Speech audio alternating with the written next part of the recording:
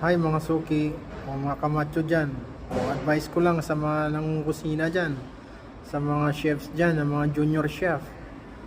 So kapag kayo inuutosan ng mga senior chef nyo, mas lalo sa mga demi chef o kayo mga komi chef, so marunong kayong sumunod. Dapat sumunod kayo sa mga nakakataas sa inyo.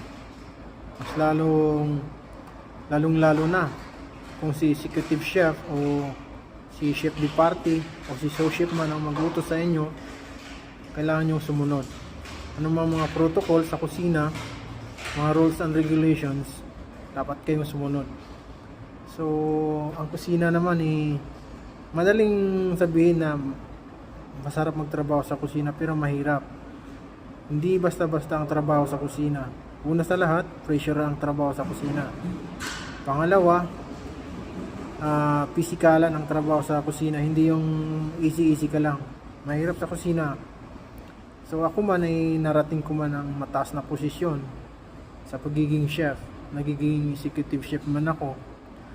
Pero dumaan din ako sa maraming prosesong paghihirap.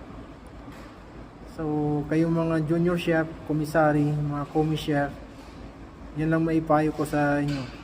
Sumunod kayo. At higit sa lahat, kung hindi nyo alam, magtanong kayo. Kung may isa kayong bagay na gustong matuto, magtanong kayo sa mga nakataas na chef sa inyo. Ako man dati, ganun ng buhay ko. So, na-amaze ako sa mga kusinero na magaling magluto. So, ang ginawa ko, nag-search ako. Paano lutuin ng mga Asian, mga Western. So, ayan. Sa awa ng Diyos, nalampasan ko ang lahat. Kaya, alhamdulillah, being a chef is my life right now. So I enjoy my life as a chef. Thank you so much.